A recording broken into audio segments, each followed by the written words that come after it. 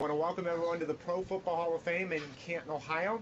My name is Jerry Shockey. I oversee all the youth and educational programs here at the Pro Football Hall of Fame, and we're really excited to bring this opportunity to you, this Heart of the Hall of Famer series featuring Pro Football Hall of Famer Tom Mack, and we'll get to Mr. Mack's introduction here in just a moment.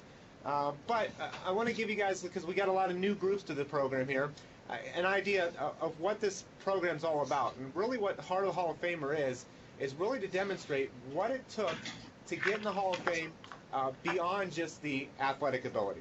We know our Hall of Famers are great examples of athleticism. And we'll make sure, can all the schools make sure their microphones are muted? I hear a little chatter. Thank you. But, you know, they're great examples of athleticism, but it took more than that to get in the Hall of Fame. It took the 6 pillars that you guys are studying, the trustworthiness, respect, responsibility, fairness, caring, citizenship. It took these qualities to be not only Hall of Fame players, but Hall of Famers in everyday life. And you will hear in just a moment, I know some of you have done research on Mr. Mack's background. You know, his football career was just a small part of his successes. You know, he's one of those guys that you can definitely argue, and I think most would agree, that he's probably been more successful off the field than he has been on the field. And that's saying a lot when you're, you know, a Pro Football Hall of Fame member. There's only 273 members of the Pro Football Hall of Fame. There have been over 20,000 players that have played in the National Football League. So that just gives you an idea of how great of a football player he was. But, you know, even better than that, off the field, his accomplishments were even greater than that. And we'll get to those here in just a moment. But we can't do these programs without thanking a number of folks that help make this possible. First and foremost, we'd like to thank our good friends at Plus 6 Technologies. They're in Las Vegas area. They are open their doors and allow Mr. Mack to come in and utilize their studios, their video conferencing studios. So thank you to Lynn and Nathan and some of the other folks that help make this possible. Thank you very much. We greatly appreciate it. We have to definitely thank our good friends at eTech Ohio through our State Department of Education, Mark and Paul and Dave and the rest of the folks there. I know you guys are the ones that are making these connections possible. And, you know, without you, these programs wouldn't be possible. So thank you very much. We have to thank the teachers in the schools. Teachers, thank you for, you know, making doing the preparation and all those things. So thank you very much for that. And last but definitely not least, we have to thank the students, because you guys are going to be the ones that are really driving the program here today. So we're really excited to be able to do that. Before we get to Mr. Mack's intro, I would like to recognize those schools that are in attendance. So I'm going to call upon your school. And when I do call upon your school, the teacher can unmute the microphone and feel free to give a little shout out for your school. Make some noise, do a little cheering. Again, I always apologize to the teachers for allowing your students to shout out in school. I think a couple of them are set up in libraries, so hopefully your librarian isn't upset at me for doing that. But we're going to start. Let's give a little shout out from Texarkana, Arkansas, Gary Cobb Middle School.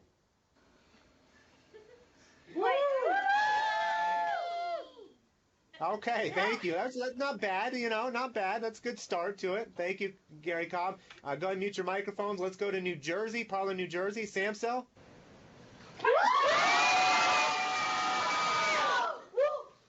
I think they might have taken that one. Thank you, Samsel. Go ahead and mute your microphones there, and let's go to Florida, Hollywood, Florida, to Driftwood.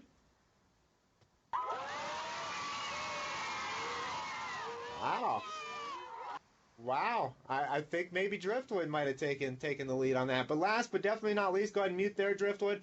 Let's go to Elmira, New York, Southside High School.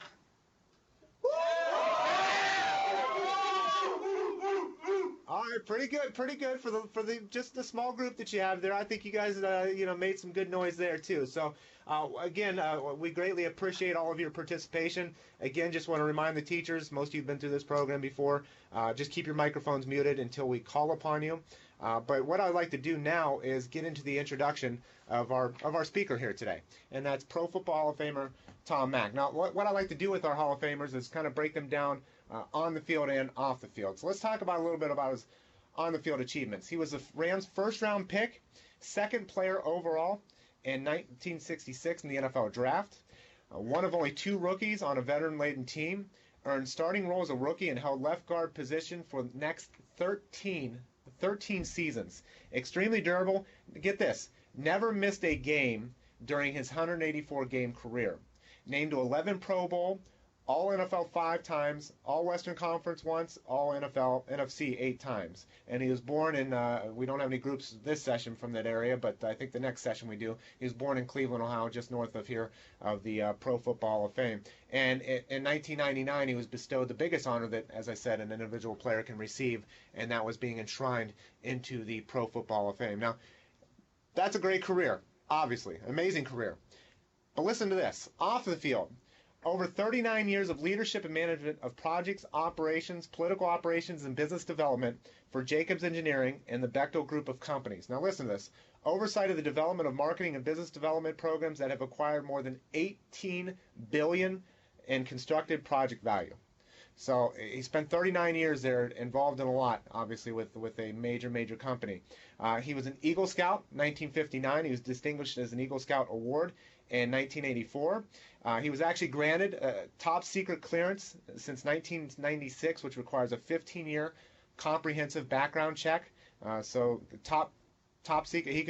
Mr. Mack can probably share more with you what that means, but he's been cleared by the Secret Service to have access to a lot of things that you and I would never have access to.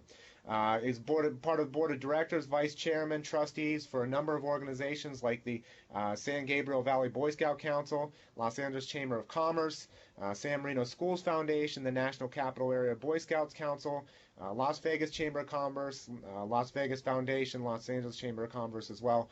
So a number of organizations that he's involved with on a volunteer basis as well. Now, before I get to Mr. Mack's opening remarks, what I'd like to do is show you guys a quick video. A perennial Pro Bowler, Tom Mack distinguished himself as one of the greatest offensive linemen of all time. During his career, the Rams won 8 division titles, and Mack was a model of consistency. Mack was a powerful run blocker, opening huge holes for Ram running backs and putting opponents on their backs. Okay, I heard somebody say you can't see the video. That may be because you came in on the other bridge, so my apologies for that. And those of you that could see it, obviously you know it doesn't do justice. Go to YouTube, search Tom Mack. You'll find some highlight films on there and highlight videos to check them out in real speed. Obviously, there's limits with the technology. But with that being said, if all the schools could unmute your microphones for a second and join me in giving a warm round of applause to Pro Football Hall of Famer, Mr. Tom Mack.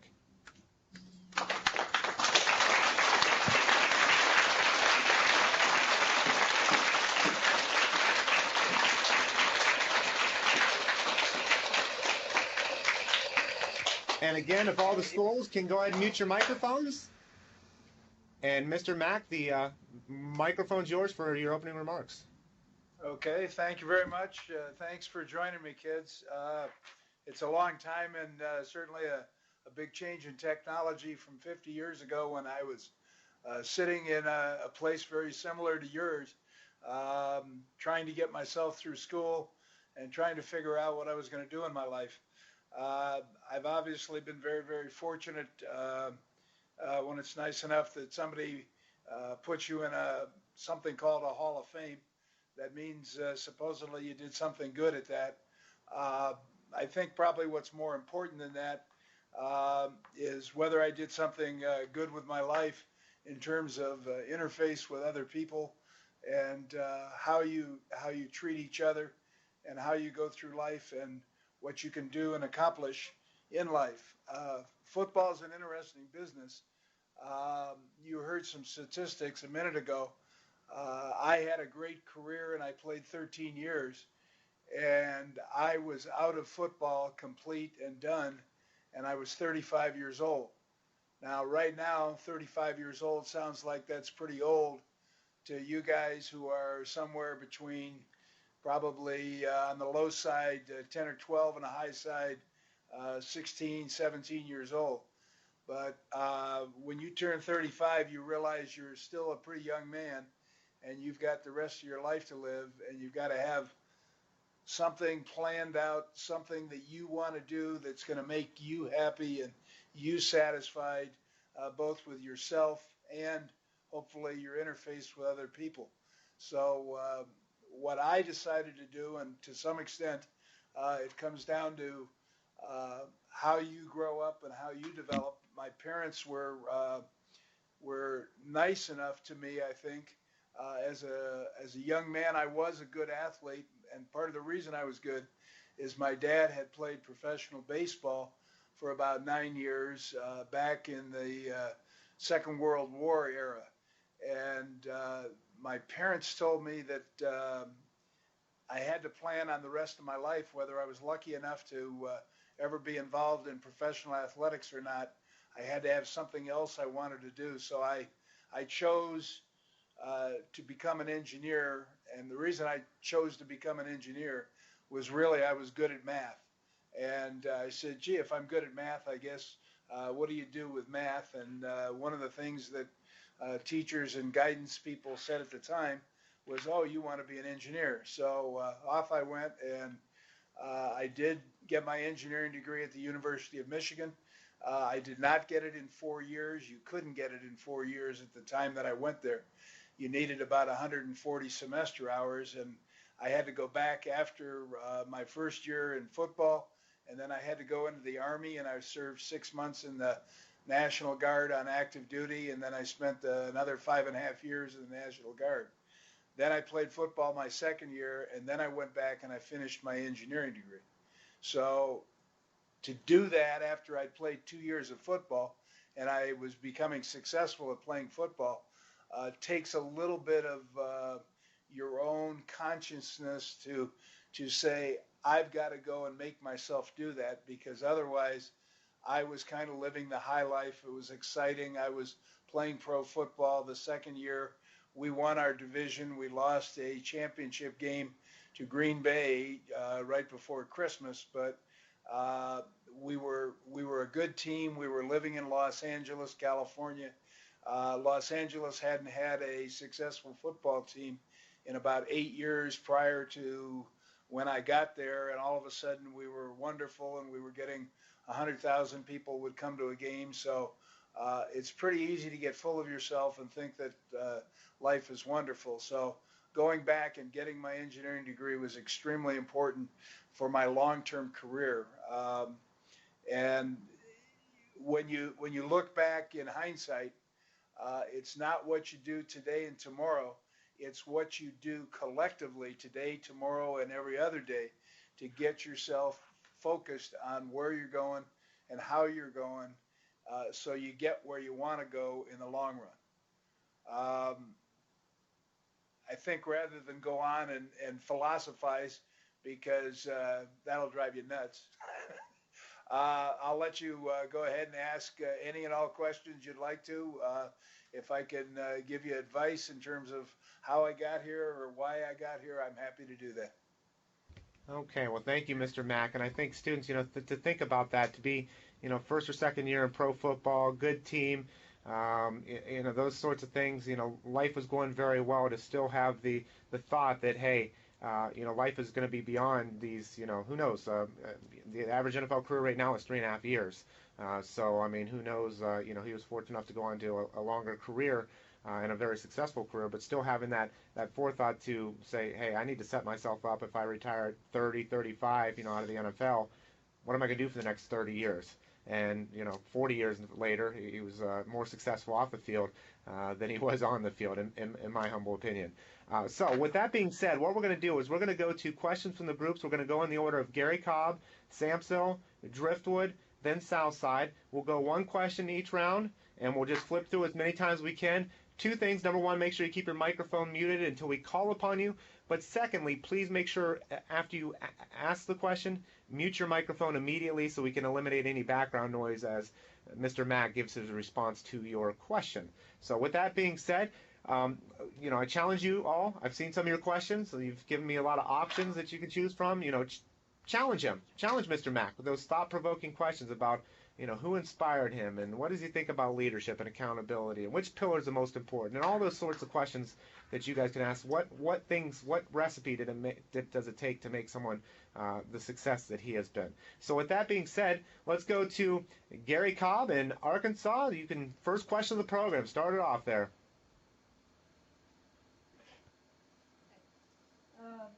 My name is Trace. Which of the six pillars do you see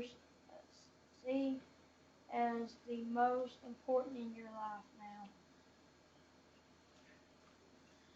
If I heard you correctly, you asked which of the 6 pillars I think is the most important in my life. Is that correct?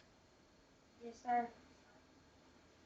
Well, I think that it's an interesting question because I don't think you can separate the 6 pillars and just pick one and say, gee, responsibility stands out, say, completely by itself. Because if you read through the 6 and you think through each of the 6 independently, they all tie together. Your responsibility to your friend comes out also as fairness to your friend. It comes out as trustworthiness to your friend. It comes out as respect to your friend. So it's really tricky. They don't really come apart as individual things. They are separate in terms of the way you may list them or think about them, but they all tie together. And your focus, what you want is how people look at you, and they define you as, gee, somebody who is responsible, he cares about somebody, he's trustworthy, he has the respect of people, and he's a caring person. Citizenship's interesting because citizenship in a way encompasses all of those things. And that's where your tie together is. So if I say, and you get graded as to citizenship, if you're good at citizenship, you're kind of doing all 5 of those other things. Does that help you? Yes, sir. Thank you, Arkansas. Let's go ahead and mute there, and we'll go to New Jersey. Samsil? What advice can you give young people about how to develop their character?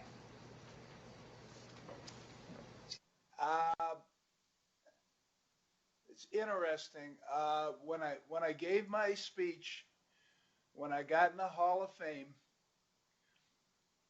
one of the things I went back and told the people I was thankful for was my grandfather, because my grandfather taught me that I needed to have a good, sound moral compass. Now, what he was saying basically is you've got to learn through all the experiences in your life what's right and wrong, and then you've got to follow your good sense to do what's right as much as you can. So if I pick something, it's that focus on really being responsible to yourself and to your fellow citizens in terms of do the right thing as much as you can. And as you grow up, you do know, and you know right now, what's right and what's wrong, no matter what situation you're in. Does that help? Thank you. Thank you. Thank you very much, Samsil. And we're going to go to our friends there at Driftwood Middle School in Hollywood, Florida. Go ahead. I'm Jordan Robinson, and I would like to know, would you encourage young people to seek out a career in football? I think I answered that in a way in my introductory questions. What you have to do is, if you want to pursue sports, and I don't discourage any of you from pursuing sports, you have to plan. You've got an added responsibility. You have to plan a second career if you're going to do sports, because you're probably going to be done with sports, as good an athlete as you are, by the time you're about 30 years old and you've got the rest of your life to live. So you want to think, if I'm going to be an athlete, what else can I be good at? And pursue both of those things at the same time. And Okay. Mr. Mack, can you share with them? I mean, I think that's bringing up that point. What to the same point there? What do you think football has taught you about? That's helped you in your work. Your 40 years of experience as an engineer. What type of lessons do you think football has taught you? Well, that's an interesting question. I'll use a word, but for some of the kids, it's not fair to use it. Tenacity in terms of being willing to work and stay and suffer through not doing well until you get better and better by repetitively doing the same thing. By being tenacious, you find that you can get other things done, and that is extremely applicable to the other world, so to speak, which is the non-sports world. A lot of people aren't tenacious, and they won't work a problem until they get it solved. If they encounter some kind of a defeat, so to speak, they'll quit. And in football, one of the things you're very consciously learning is you can't quit. You're going to get beat sometimes, but you've got to stay after that position or that person that you're blocking or whatever it is you're doing until you win the battle. And to me, tenacity is probably one of the overriding things that I think I applied both to football and to the rest of my life. Thank you very much, Mr. Mack. And students, I want you to realize, when you talk about a professional playing career, just how tough the odds are. And this is a statistic. If you guys search NFL Players Association or NFLPA.org, you can find these statistics. It is only 0.2% of high school seniors that play football will ever make an NFL roster. So, there might be a lot of great athletes in that school. The fact of the matter is, by those statistics, at your high school, if you have 50 players that play on that high school football team, and let's say 20 of them are seniors, it would take 25 high schools, and you might have one person play professionally out of those 25 high schools. So that's how tough it is. I think it's great that we're speaking a lot to his post-career as well, because that's where most of us are going to be Hall of Famers at. Probably not on the field, unfortunately, but obviously in other elements in life. So thank you very much for your question, Driftwood. Let's go to New York. South Side. Hello, Mr. Mack. My question is, did your character guide your 11 Pro Bowls? Let me ask the question back to you. Are you saying, did my character help me get to 11 Pro Bowls? Yes. Okay. Yeah, I think, interestingly enough, the tenacity issue, once I got to the very first Pro Bowl, which was in my second year, I said to myself, golly, I mean, and to me, I was like a kid in a candy store. I got to play on a team that had Bart Starr on it and Johnny Unitas and all kinds of guys that are in the Hall of Fame.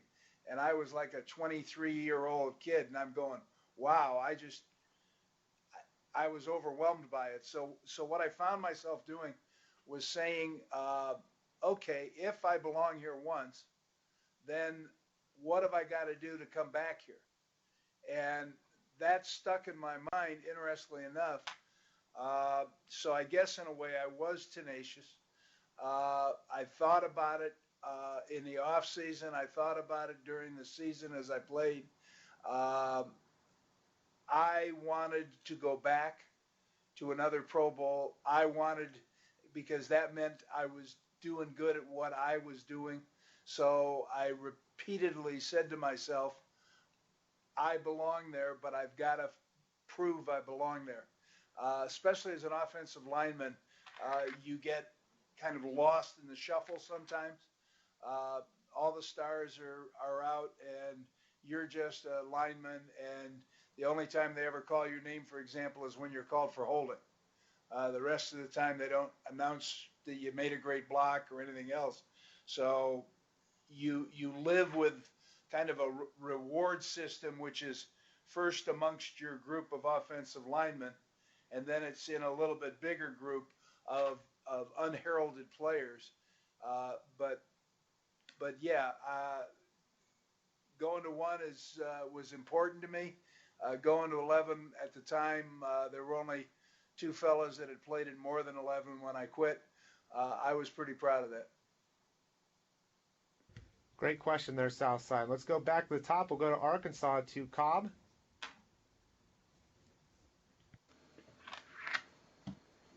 Hello, my name's Austin. As a pro player, you were often smaller than most of the others. What skills did you rely on to get to the pros and stay there? I think you asked if I was smaller. Well, as a pro player, it said in some of the bios we read about you that you were often smaller than some of the other players. So he asked, what skills did you rely on once you got there? Got it. Thank you. I'm sorry. Yeah, I was not smaller, but I never got big. If that maybe makes any sense. At the time that I played, I was 6'3", and I weighed about 250 pounds. The people I played against were somewhere in the 6'3" to 6'5", and weighed usually somewhere around 280 pounds. I relied on, and this is the real key to your question, I had great quickness and speed and agility as opposed to great big size and strength. And I relied on the speed and the agility, and most of the good defensive players I played against, the ones that were really great that are also guys that are in the Hall of Fame, like Bob Lilly, who played for Dallas, and Randy White, who played for Dallas, and Alan Page, who played for Minnesota, or Henry Jordan, who played for Green Bay. These people were also very quick and agile, and strength wasn't as important in blocking them as was the agility and ability to stay in front of them and always block them and keep them from getting to our quarterback. Thank you very much, Cobb. Let's go to New Jersey, Samso. What events in your life do you believe helped you make the person you are today?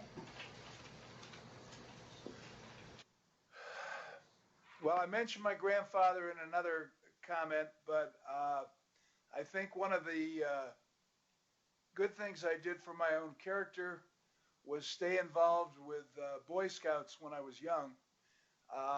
And that was not something that was particularly easy to do. The vast majority of kids in my school and high school either never belonged to the Boy Scouts or thought the Boy Scouts were some kind of a strange group of guys that went out in the woods all by themselves. The Scouts ended up being a wonderful experience for me. I think that athletics is also the other thing that shapes you more than you can probably imagine. Football was not the best sport I was involved in. The best sport I was involved in was swimming, which again was a very, very difficult, repetitive, hard work sport, but I enjoyed it very much and I had a lot of success with it. One of the things I should tell you is I grew up from about the time I was 10 on.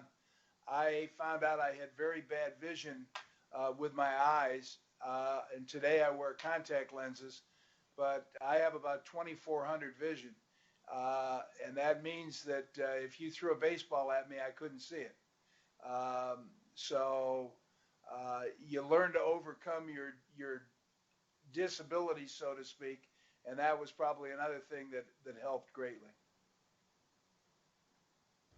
And Mr. Mack, can you share with them, you talk about the Boy Scouts, you talk about your athletics, your education at Michigan, your playing career with the Rams. One thing that probably can be said that's really helped you through all those too is you've had positive role models in your life through those respective sports and organizations that you were involved with.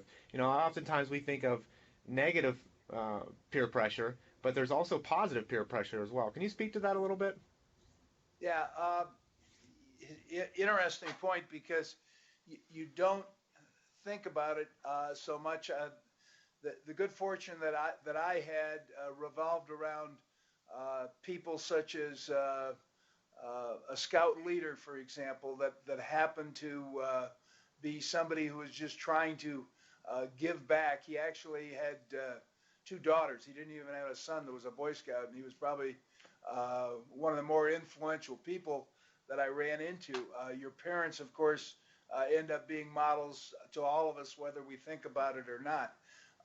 Significant coaches came and went in my life. Probably the most important coach to actually get me to go to Michigan was my swim coach, of all things, because he was a big fan of Michigan and knew the alumni and convinced them that someday I'd be a good football player. And I went to Michigan mostly because I could get in academically, and it was fairly difficult to get into Michigan. And you had to get in and pass the academic standard to be able to go to that school. Again, the engineering background probably helped me there, but the football coach was kind of a guy that he just wanted you to play football.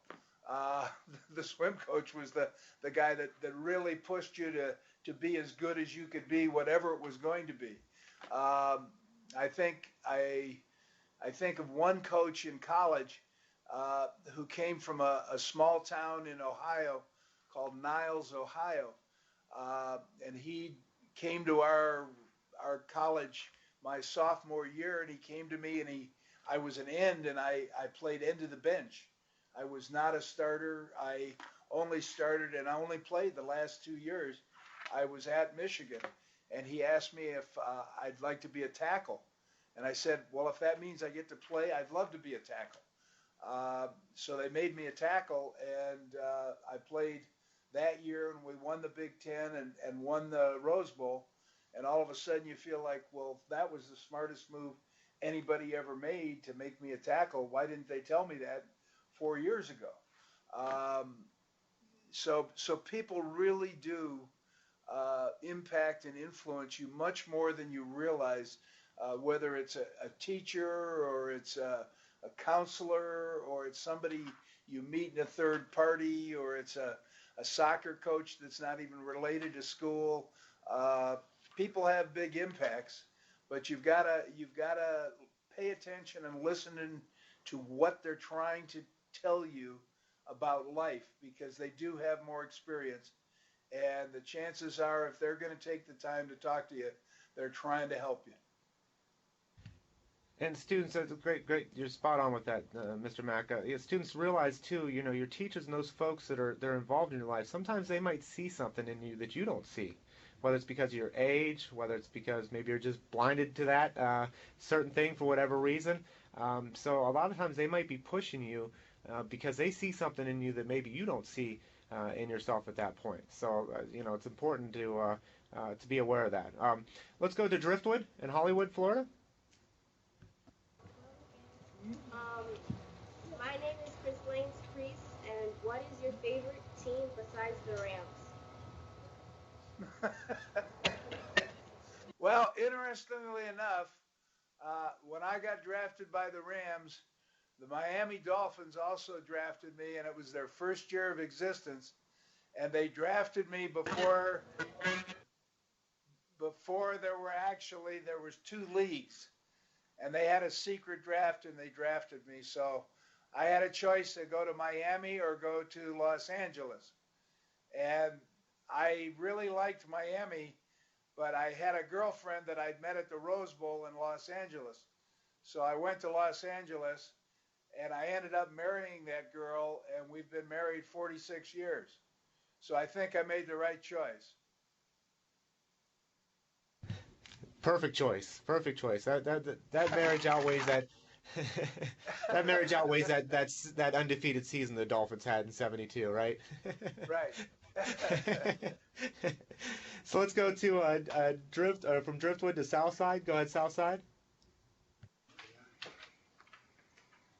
Good morning, Mr. Mack. My name is Nick Carpenter, and my question is: in light of the bounty gate with the Saints, do you feel that it is harder to motivate players while still maintaining character? Great question. Well, it's interesting. It certainly is not hard to motivate players, in my opinion. I think what was there and what was done there was wrong. You play the game as hard as you can, and you play it as fairly as you can. It's an interesting cycle that I would tell you that you go through playing.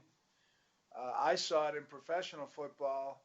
When I started to play, there were a bunch of fairly dirty players in the league.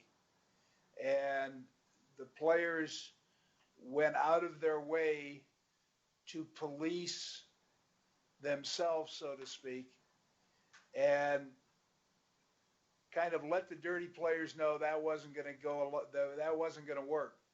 And for about an 8-year period, we had a really very good interface where people played hard and played fairly. And then we went through a dip and it went back down again. Near the end of when I played, I saw a lot of people intentionally trying to hurt each other. So it tends to be a little bit cyclical.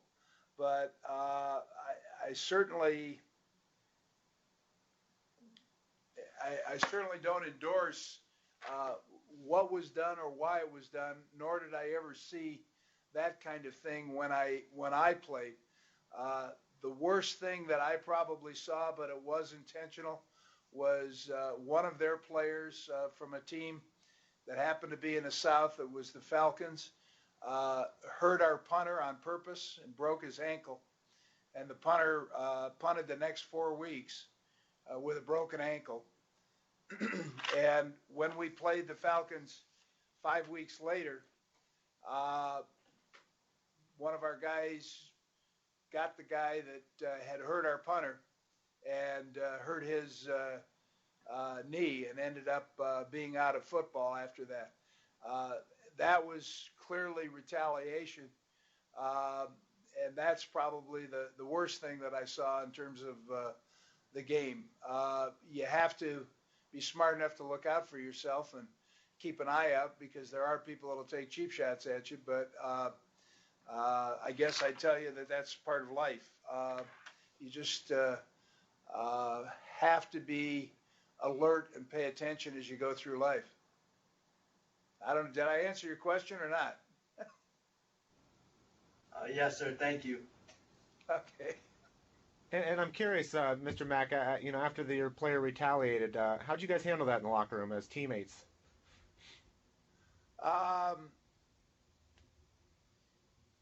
In terms of our guy going after their guy, or their guy coming after our punter? Your guy going after them. I would tell you that was a fairly conscious decision, because what happened is our punter actually punted for 4 weeks on a broken ankle, if you can imagine. The only thing the guy could do is kick the ball with his ankle, so to speak, or his foot. And he knew that if he didn't play every week, they'd go get another punter and he'd never get to play again, at least on our team. So he played 4 or 5 weeks with a broken ankle. For better or worse, the players knew what had happened, saw that the guy had hurt our punter intentionally, and made a point to say, if you get a shot at this guy, take it. So there wasn't any ill feeling from the point of view of players toward each other on our team for the guy that actually rolled up this fellow. All right, thank you, Mr. Mack. And let's go back. We've got about 15 minutes left in the program, so we should be able to get through one or two more rounds here. Let's go to Cobb. My name's Taylor. What's your biggest regret in life? I'm sorry, I think I can't hear you. Can you say it a little speak up louder? a little bit? What's your biggest regret in life? What's my biggest regret in life? Yes, sir.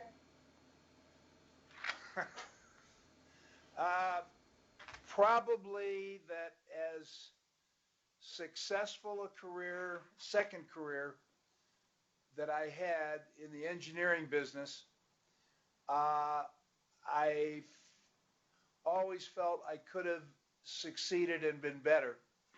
And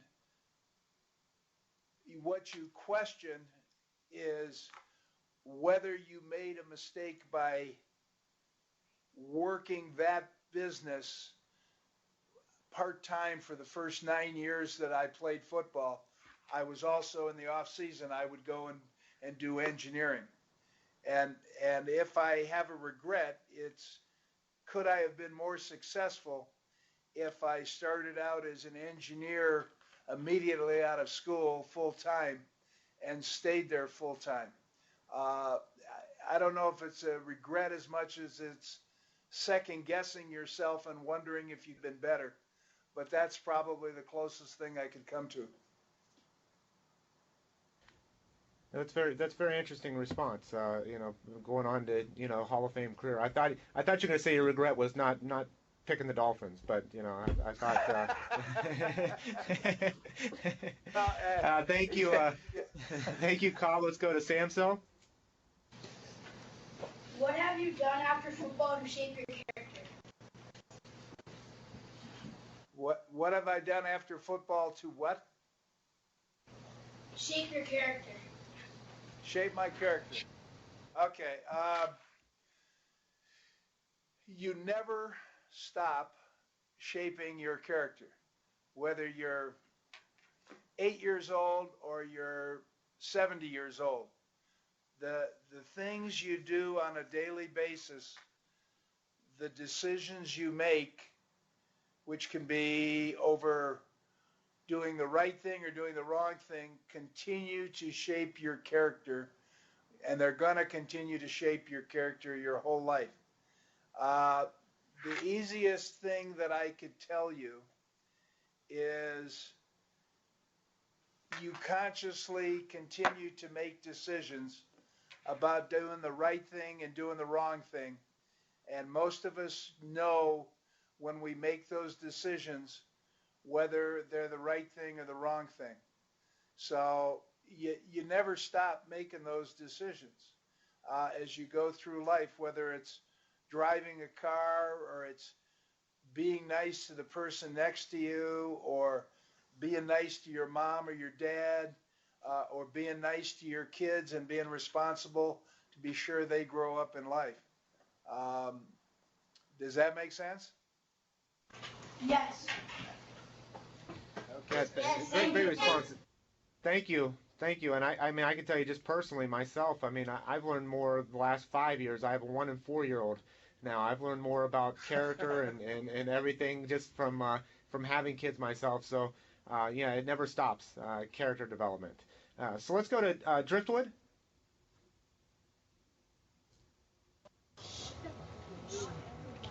My name is Gabriel Horta, and we are a health and wellness school, so we want to know, what do you do to stay in shape today? We cannot hear that at all. You're gonna have to yell that. Okay. Nice and loud. Come up We're a closer. health and wellness school, so we want to know, what do you do to stay in shape today? Still couldn't catch that. Okay, can you hear Yvette, me? can you repeat it?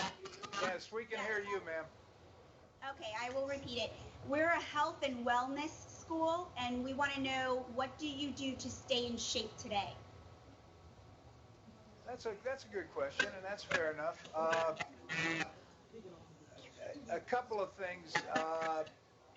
I weigh about 10. I think they got to mute their system. Yeah. Can you mute there? We're getting a lot of feedback from your school.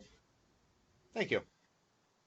I think that first and foremost, I do maintain my weight at about 10 pounds less than when I played, and I've maintained that weight at that 10 or 15 pounds less than I've played for the last, I guess, 35 years or 34 years since I quit playing. So I try to take care of myself. My wife and I walk every day, and we usually walk somewhere between 2 and 3 miles. We have a dog that we drag around. And during the summer, we actually walk in the mountains. Not that we're climbing mountains, but we have a home at about a 7,000 foot elevation. So that's kind of a challenge to your body and your lungs until you get used to that every summer. I play golf. I don't run anymore. I've had one of the bad things about what I did, I guess I tell you, is I've had both of my knees replaced. I've had carpal tunnel surgery on both hands and both elbows, and that's because I broke a lot of the bones in the back of my hands, not because I spent a lot of time on a typewriter or a computer board. So there's some things you don't do. I still play golf, try to play golf every week or two. I think the most important thing from a health and wellness point of view is that you maintain a fairly low body fat. You watch what you eat. You keep yourself in some kind of condition. And to the extent that you can, I go through an annual checkup every year with my doctor, no matter whether I'm feeling good or I'm feeling bad. And it's fascinating today. Most physicals that you get today come from blood work. They do about 90% of the physical based on what they find in your blood and where your, I guess, vital signs are. So you take care of yourself by not letting yourself get run down, and you maintain your health and your wellness by also mentally staying involved in whatever it is you're doing. Thank you very much, Driftwood. And let's go to Elmira, New York.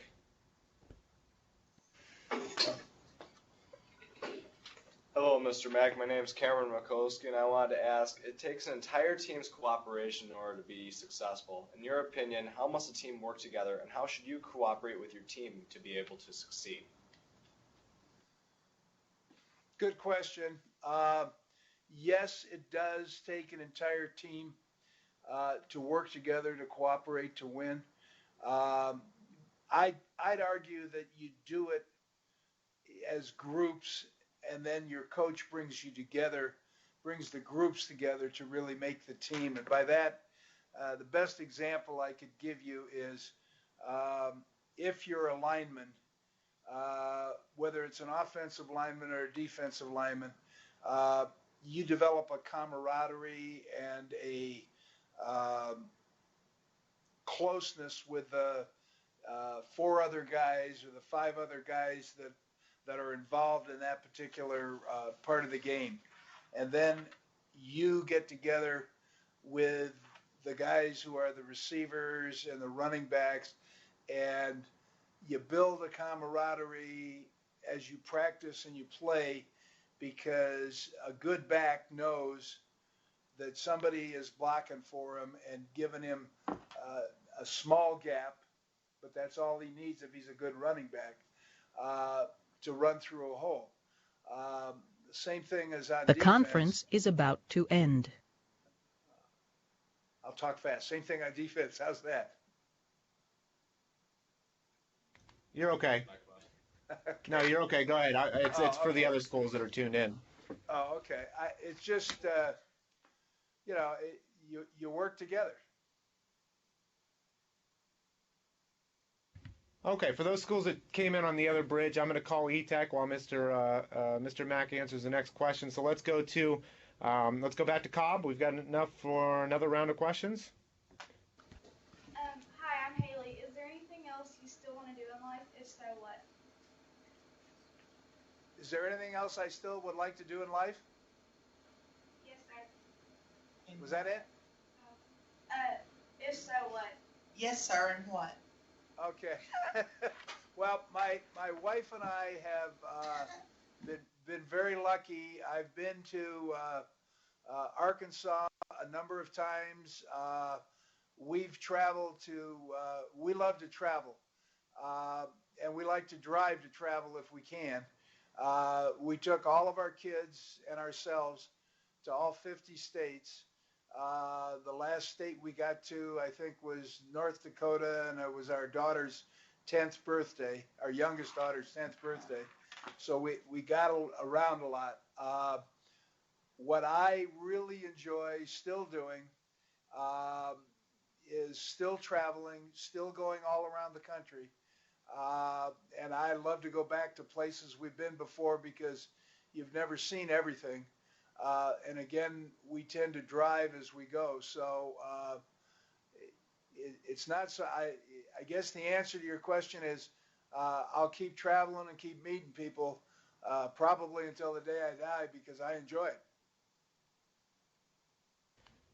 Thank you very much. And those two schools that came in, Samstow and Southside, we got your conference extended. You're not getting booted out here yet. So that's why that automated voice came on. So with that being said, Samstow, go ahead.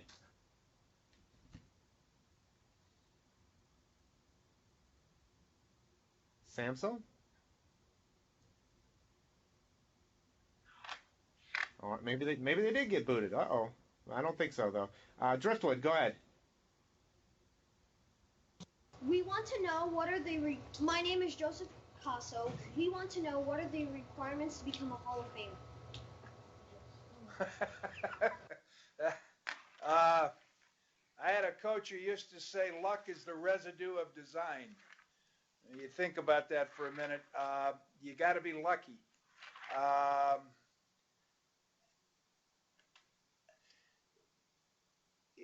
It's really a fairly arbitrary, especially as an offensive lineman. Probably the hardest of all the positions to get into the Hall of Fame is if you are an offensive lineman. And the reason for that is there are no statistics that anybody can talk about. And sports writers and sports fans love statistics. You'd like to know how many passes Drew Brees threw or how many catches somebody else made or Michael Irwin made or how many yards Ray Rice ran or whatever the different thing is. There's no statistics for an offensive lineman. So what you have to be as an offensive lineman, and it helps, and it really spills over to the other positions as well, is you have to be as consistent in terms of being good not once or twice a year, but being good week after week after week after week. It sounds repetitive, but that's how you get where you're going. So if I argued one thing, it would be repetitively good. Thank you very much, Driftwood. And let's go to Southside, I think probably for the last question of the program. Well, we're gonna interject too. First, Mr. Mack, on behalf of the group here at Southside, since you're in a mode for traveling, we would like to sincerely invite you to Elmira anytime you'd like to. The interesting part is I have some friends that have a golf tournament, and I think it's either in Elmira. It's a company called New Balance, and they make tennis shoes. And they have a golf tournament back there someplace, so I may surprise you and come see you. Now right, hold on. Elmira, we'll be glad to host you. Elmira, let me backtrack here for a minute. I've been working with you guys for how long, and you've never invited me to Elmira. You talked to Mr. Mack one time, and he gets an invitation. What's up with that? Jerry, Gary, I think your memory is failing you. You're always welcome. You're right. You're right. I am 35. I'm getting that age where my memory's starting to go. So, go ahead, Elmira, if you got the last question. Mr. Mack, my name's Ian Carpenter, and my question was, who do you feel displays the most character in today's NFL? Interesting. I guess I can't pick an individual because I don't follow it quite as closely as you guys probably do. But they've had some real problems in terms of how they play, the thing down in New Orleans, for example. But also, one of the things I struggle with is the way that offensive linemen play now. They're taught to put their hands out like that. They're taught to grab the guy by the shirt and pull him to you. I got in a fight with a coach in the mid-'70s because he told me to put my hands out like that. And when we always blocked with our fists closed like this, and you'd hit somebody and push them away from you and make him restart. But you never put your hands out, because if you put your hands out, you were going to grab him by the shirt and you couldn't help but hold him. And he said, the coach said, well, you've got to block him with your hands out so you can grab him. And I said, I don't need to grab him. I can block him the way we're supposed to block him without grabbing him. That doesn't really answer your question about today, but what you do see is a continuing change of rules that make the game different than it was today from what it was 30 years ago. And I guess I'd argue that I don't know how particularly good that is, one way or the other. I think I'll leave it at that. Thank you, Mr. Mack, and thank you, Southside, for the last question there. Now, Mr. Mack, you've talked about a lot of different things, from going to school during your first couple years in the NFL. You talked about tenacity, obviously one of the things you think probably summarizes you the most. I like what you said about your size, about you weren't a smaller small, but you weren't a bigger big. But you also talked about your grandparents. There's a lot of things that you discuss with these students. And just so you students know, the reason why I remember all this, I take notes because I learn from these programs as well. Because there's things that I can apply to my life, and that's why I love doing these programs. But Mr. Mack, is there anything that you maybe haven't shared, or maybe anything you want to reiterate just to close the program?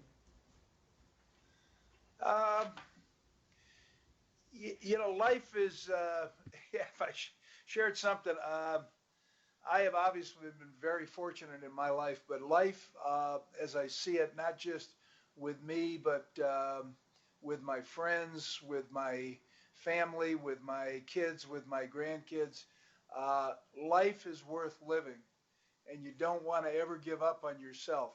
If I could give you some advice, it would be to make the best of each day, and don't get discouraged when things go wrong. Be willing to fight through where you are, and believe in yourself as you do that. I never would have gotten to play football had I not had that coach come the sophomore spring of my time at Michigan, and have this man ask me to be a tackle instead of an end. If I'd have been an end, I'd still be at the end of the bench, and I never would have gotten to play football. So the fact that I was willing to change, willing to be flexible, and he was willing to teach me, made that the right thing. Okay, and students, if you can unmute your microphones for a second and join me saying thank you and giving a round of applause to Pro Football Favorites, Mr. Tom Mack.